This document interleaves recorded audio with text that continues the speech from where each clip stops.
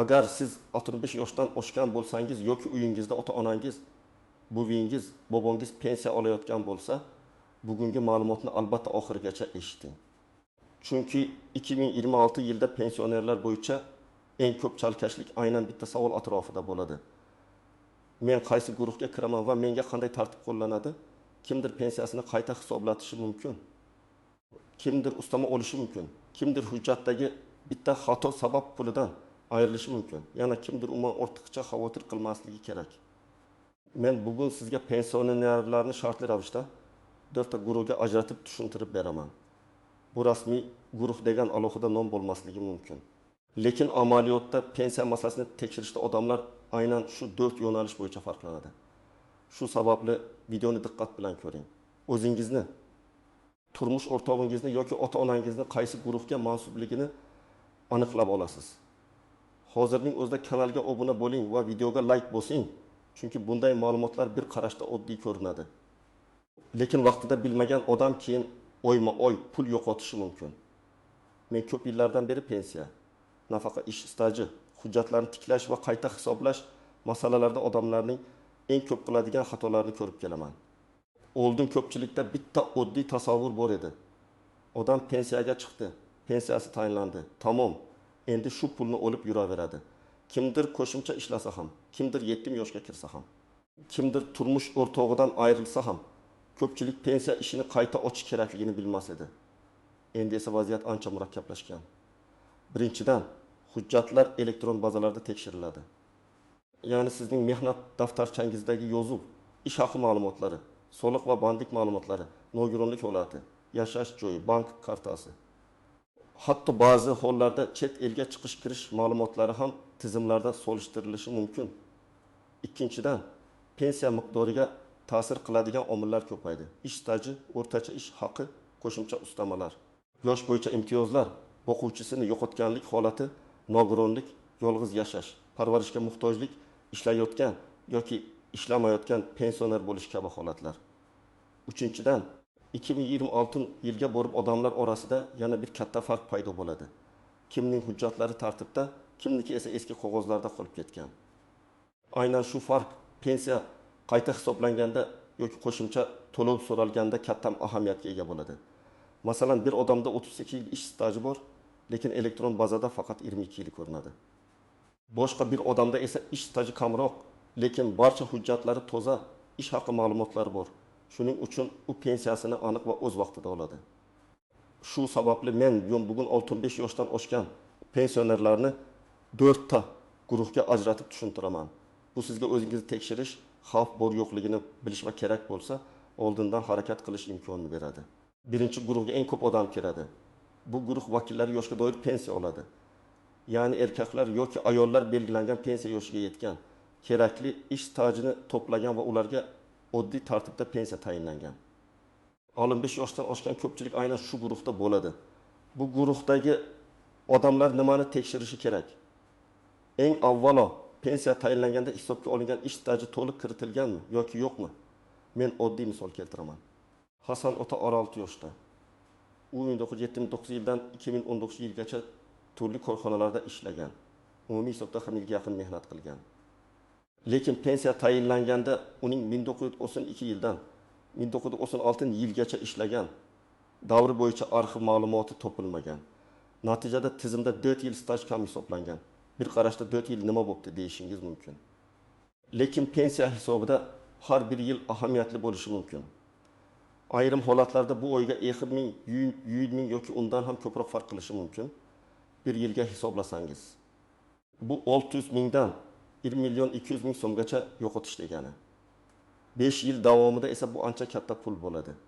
Birinchi guruhdagi yana bir muhim masala ish haqi ma'lumotidir. Pensiya faqat stajga qarab emas, balki ish haqi ko'rsatkichlariga qarab ham hisoblanadi.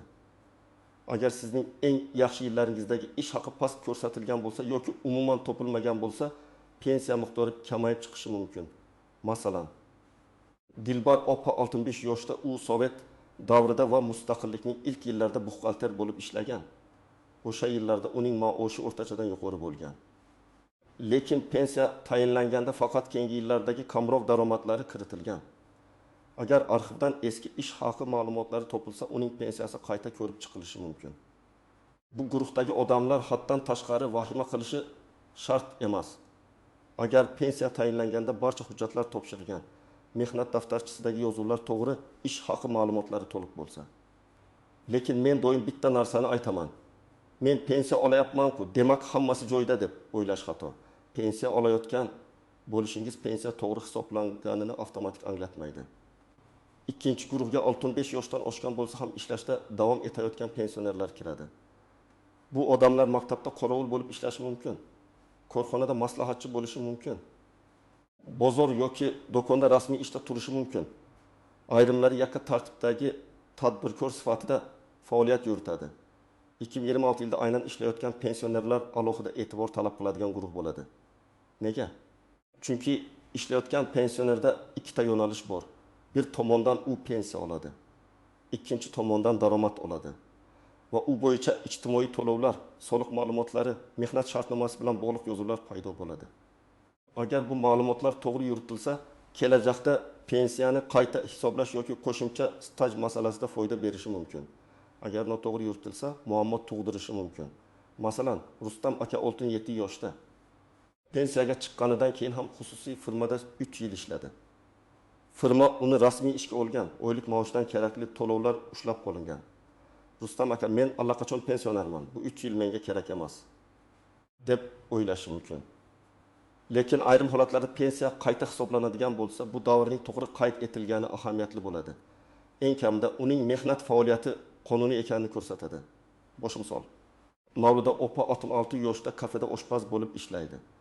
Unga pulni qo'lga berishadi, rasmiy shartnoma yo'q. Bir qarashda yaxshi na qog'oz, na hisob-kitob. Lekin ertaga u ishda jarohat olsa, ish beruvchi bu odam bizda ishlamagan deyishi mumkin. Yoki Mavluda opa keyin qo'shimcha staj bo'yicha biror ma'lumot so'rasa, hech qanday hujjat bo'lmaydi. Shuning uchun ishlayotgan pensionerlar uchun eng katta maslahat: rasmiylikni tekshiring. Bu guruhda kimlar xavotir olish kerak? Agar siz pensiya olib turib rasmiy ishlayotgan bo'lsangiz, mehnat shartnomangiz bormi? Ish beruvchi sizni tizimga kiritganmi? Maoshingiz oq ko'rsatilganmi? Shularni tekshiring. Agar siz norasmiy ishlayotgan bo'lsangiz, hech bo'lmasa ish beruvchi bilan yozma kelishuv, xizmat shartnomasi yoki boshqa hujjat rasmiylashtirishni talab qiling. Chunki keksalikda odamning asosiy himoyasi hujjat bo'ladi. Uchinchi guruh, nogironligi bor, parvarishga muhtoj yoki qo'shimcha ijtimoiy yordam olishi mumkin bo'lgan pensionerlar uchinchi guruh, eng nozik guruh. Bu yerga nogironligi bor pensionerlar, og'ir kasalligi sabab doimiy parvarishga muhtoj bo'lganlar, yolg'iz yashovchi keksalar, ijtimoiy yordamga ehtiyoji yuqori bo'lganlar kiradi. 65 yoshdan keyin odamda faqat pensiya emas, balki sog'liq, dori-darmon, parvarish, kommunal xarajatlar masalasi ham birinchi o'ringa chiqadi. Men amaliyotda ko'p ko'rgan holat, odam yoshga doir pensiya oladi, lekin keyinchalik sog'lig'i yomonlashadi. Nogironlik guruhi belgilanadi yoki parvarishga muhtoj bo'lib qoladi. Oila esa baribir pensiya olyapti-ku deb boshqa huquqlarni tekshirmaydi. Bu katta xato. Chunki ayrim hollarda nogironlik, parvarish, yolg'izlik, kam ta'minlanganlik kabi holatlar qo'shimcha yordam, ustama, imtiyoz yoki ijtimoiy xizmatlarga asos bo'lishi mumkin. Masalan, Saodat opa 71 yoshda. U yoshga doir pensiya oladi. So'nggi yillarda yurak kasalligi kuchaygan. Ko'zi yaxshi ko'rmaydi, uyidan deyarli chiqa olmaydi. Farzandlari boshqa viloyatda. Saodat opa, men pensiya olaman, boshqa hech narsa menga tegmaydi deb o'ylaydi. Aslida esa u tibbiy ko'rikdan o'tib, sog'lig'i bo'yicha rasmiy xulosa olishi, nogironlik masalasini ko'rib chiqishi, mahalla orqali ijtimoiy yordam yoki parvarish xizmatlari bo'yicha murojaat qilishi mumkin. Yana bir misol. Karim ota 62 yoshda, insultdan keyin yura olmay qolgan. Unga turmush o'rtog'i qaraydi. Pensiya bor, lekin dori-darmon va parvarish xarajatlari oyiga 1 million so'mdan oshib ketadi. Bunday vaziyatda faqat pensiya miqdoriga qarab o'tirish to'g'ri emas. Tibbiy mehnat ekspert komissiyasi, oilaviy shifokor, mahalla ijtimoiy himoya organlari orqali qanday yordamlar borligini aniqlash kerak. Bu guruhdagi eng katta pitfall, ya'ni ko'rinmas tuzoq shuki, odam kasalligini og'zaki aytadi, lekin hujjatlashtirmaydi. Oyog'im og'riydi, ko'zim ko'rmayapti, yolg'izman. Doriga pul yetmayapti deyishning o'zi yetarli emas. Har bir holatga dalil kerak. tibbiy xulosa, ambulator karta, shifoxona epikrizi, nogironlik bo'yicha qaror, mahalla dalolatnomasi, yashash sharoiti bo'yicha ma'lumot. Bu guruhdagilar va ularning farzandlari albatta ehtiyot bo'lishi kerak. Chunki ko'pincha keksa odam o'zi yugurib hujjat to'play olmaydi. Farzandlar esa onam pensiya oladi, demak davlat bilan ishi tugagan deb o'ylaydi. Yo'q. Aynan 65 yoshdan keyin ayrim huquqlarni qayta tekshirish kerak bo'ladi. 4-guruh eng xavfli va eng ko'p pul yo'qotishi mumkin bo'lgan guruh. Bu guruhga pensiya tayinlanganda hujjatlari to'liq bo'lmagan, ish staji noto'g'ri hisoblangan, familiya yoki ism o'zgargan, mehnat daftarchasida xatolar bor, arxiv ma'lumotlari topilmagan, bir necha korxonada ishlagan, lekin ularning ayrimlari yopilib ketgan pensionerlar kiradi. Men sizga juda oddiy holatni aytaman. Bir ayol qizligidagi familiyada ishlagan, keyin turmushga chiqib familiyasini o'zgartirgan. Mehnat daftarchasida eski familiya, pasportda yangi familiya. Agar nikoh guvohnomasi yoki familiya o'zgarganini tasdiqlovchi hujjat bo'lmasa, ayrim davrlarni tasdiqlashda muammo chiqishi mumkin. Odam 15 yil ishlagan bo'lishi mumkin, lekin hujjatda shaxs aynan o'sha odam ekanini bog'lab beruvchi dalil bo'lmasa, masala cho'ziladi. Yana bir misol. Sobir aka 35 yoshda. U 1960-1990 yillarda qurilish tashkilotida ishlagan. Tashkilot allaqachon tugatilgan. Mehnat daftarchasida muhr xira, yozuvda lavozim nomi to'liq emas. Pensiya tayinlanganda bu davrning bir qismi hisobga olingan, bir qismi olinmagan. Sobir aka esa buni bilmaydi. Chunki unga faqat yakuniy pensiya summasi aytilgan. Agar u arxivga murojaat qilib, buyruq nusxasi, ish haqi varaqasi, shaxsiy hisob kartochkasi yoki boshqa hujjatlarni topsa, pensiya ishini qayta ko'rish imkoniyati paydo bo'lishi mumkin. Bu guruhdagi odamlar ayniqsa 2026 yilgacha hujjatlarni tartibga keltirishi kerak. Chunki vaqt o'tgan sari eski arxivlarni topish qiyinlashadi. Korxonalar tugatiladi. Hujjatlar boshqa arxivga topshiriladi, ayrimlari yo'qoladi. Guvohlar keksayadi yoki vafot etadi. Bugun topish mumkin bo'lgan hujjatni 3 yildan keyin topish qiyin bo'lishi mumkin. Bu guruhga yana kimlar kiradi? Chet elda ishlagan yoki bir muddat boshqa respublikada ishlagan pensionerlar.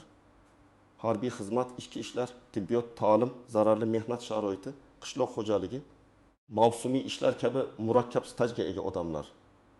Shuningdek, pensiyasi juda past chiqqan, lekin men juda ko'p ishlaganman deb hisoblaydiganlar ham shu guruhga kiradi. Agar odam 35-40 yil ishlagan bo'lsa-yu, pensiyasi kutilganda ancha past bo'lsa, albatta hisob kitobni tekshirtirish kerak.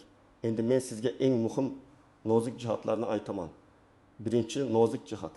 Hamma holatda pensiya avtomatik oshib ketadi deb o'ylamang. Qayta hisoblash uchun asos bo'lishi kerak. Masalan, yangi topilgan ish staji, ish haqi ma'lumoti, nogironlik holati, qonunchilikdagi o'zgarish yoki hujjatdagi xatoni tuzatish. Qo'shnimniki oshibdi.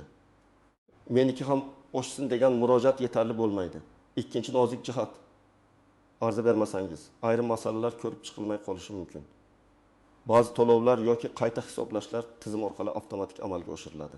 Lekin ko'p holatda odamning o'zi murojaat qilishi, ariza yozishi, hujjat ilova qilish kerak bo'ladi.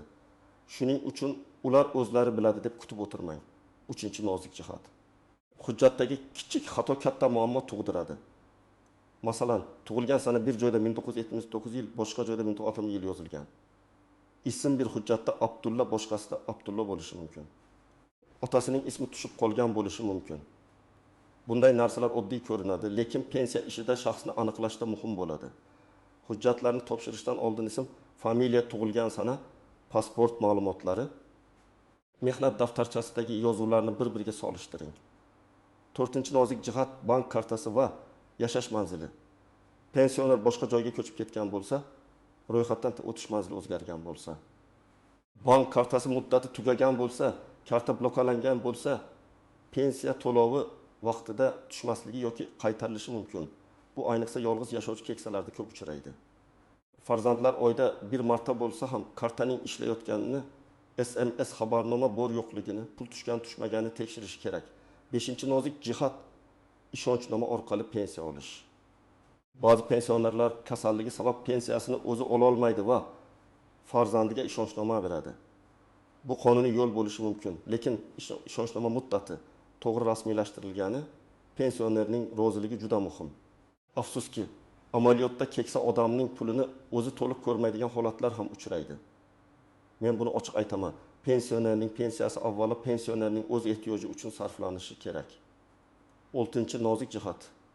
Boquvchisini yo'qotganlik yoki turmush o'rtog'i vafoti bilan bog'liq holatlar.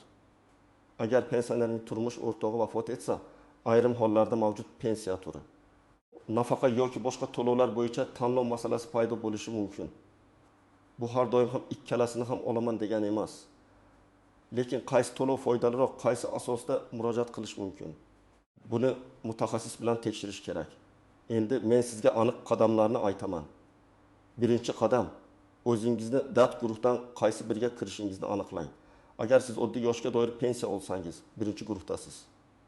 Agar pensiya bilan birga ishlayotgan bo'lsangiz, ikkinchi guruhdasiz. Agar nogironlik, og'ir kasallik, yolg'iz yashash, parvarishga muhtojlik bo'lsa, uchinchi guruhdasiz. Agar hujjatlaringizda xato, yetishmovchilik, eski staj, arxiv masalasi bo'lsa, to'rtinchi guruhdasiz.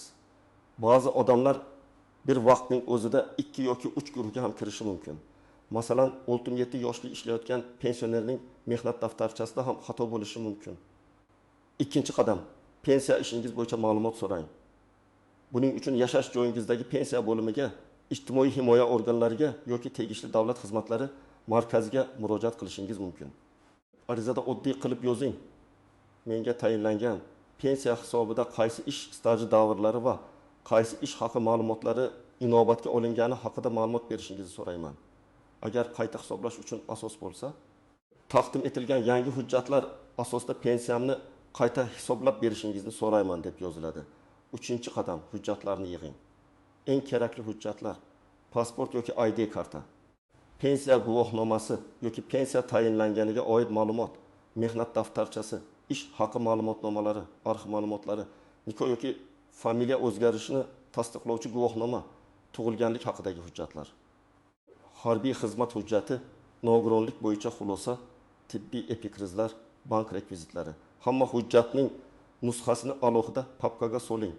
Asal nusxalarni hech qachon begona odamga nazoratsiz bermang. 4-qadam. Eski ish joylarini aniqlang. Qaysi yillarda, qaysi korxonada, qaysi lavozimda ishlagansiz yozib chiqing. Masalan, 1996 yillar paxta tozalash zavodi, 1996-1994 yillar tuman savdo bo'limi, 1994-2005 yillar maktab, 2005-2010 yillar xususiy korxona. Har bir davr bo'yicha hujjat bormi yoki yo'qmi belgilang. Agar korxona yopilgan bo'lsa, uning hujjatlari qaysi arxivga topshirilganini aniqlash kerak. 5-qadam. Tibbiy holatingizni rasmiylashtiring. Agar sog'lig'ingiz yomonlashgan bo'lsa, faqat uyda shikoyat qilib o'tirmang. Oilaviy shifokorga boring, tekshiruvlardan o'ting. Kerak bo'lsa, to'r mutaxassislar xulosasini oling. Nogironlik yoki parvarishga muhtojlik masalasi faqat tibbiy hujjatlar asosida ko'riladi. Dori-darmon xarajatlarini ham yozib boring, retsept va cheklarni saqlang. Bu ijtimoiy yordam so'raganda vaziyatingizni tushuntirishga yordam beradi. 6-qadam. Murojaatni og'zaki emas, yozma qiling. Og'zaki so'rasangiz, keyin keling, kerak emas. Sizga chiqmaydi degan javobni eshitib qaytishingiz mumkin. Yozma ariza topshirsangiz, unga javob berilishi kerak. Arizaning nusxasini o'zingizda qoldiring. Qabul qilingan sanasi yoki ro'yxat raqami bo'lsin. Agar javobdan norozi bo'lsangiz, yuqori tashkilotga yoki huquqiy maslahatga murojaat qilish imkoningiz bo'ladi. 7-qadam, farzandlar va yaqinlar ishtirok etsin. 65 yoshdan oshgan odamning hujjat yuritishi, arxivga borishi, navbat kutishi oson emas. Farzandlar kamida bir marta ota-onasining pensiya hujjatlarini ko'rib chiqsin. Qaysi hujjat bor, qaysi biri yo'q? Karta ishlayaptimi? Pensiya vaqtida tushyaptimi? Tibbiy ehtiyojlari qoplanyaptimi? Shularni tekshirsin. Bu faqat pul masalasi emas, bu keksalarning huquqiy xavfsizligi masalasi. Bugun men sizga 2026 yilga tayyorgarlik nuqtai nazaridan 65 yoshdan oshgan pensionerlarni 4 ta guruhga ajratib tushuntirdim. Birinchi guruh oddiy yoshga doir pensiya oluvchilar. Ikkinchi guruh ishlayotgan pensionerlar. Uchinchi guruh nogironligi bor, parvarishga muhtoj yoki ijtimoiy yordamga ehtiyoji bo'lganlar. 4-guruh esa hujjatlarda xato yoki qayta hisoblash imkoniyati bor pensionerlar. Eng muhim fikr shuki, pensiya tayinlangan bo'lsa ham hammasi to'g'ri degani emas. Hujjatlaringizni tekshiring, ish tajingizni solishtiring, sog'lig'ingiz bo'yicha huquqlaringizni biling, murojaatlarni yozma qiling. Vaqtida qilingan bitta ariza, topilgan bitta arxiv ma'lumoti yoki tuzatilgan bitta xato kelajakda sizga o'yma qo'shimcha foyda berishi mumkin. Kommentariyada yozing, siz qaysi guruhga kirasiz? Pensiyangizni hech qayta tekshirtirib ko'rganmisiz? Hujjatlarda muammo bo'lganmi? Videoga like bosing, kanalga obuna bo'ling va bu videoni ota-onasi yoki 35 yoshdan oshgan yaqinlari bor insonlarga yuboring. Chunki bu ma'lumot kimningdir pensiyasini, huquqini va xotirjamligini saqlab qolishi mumkin.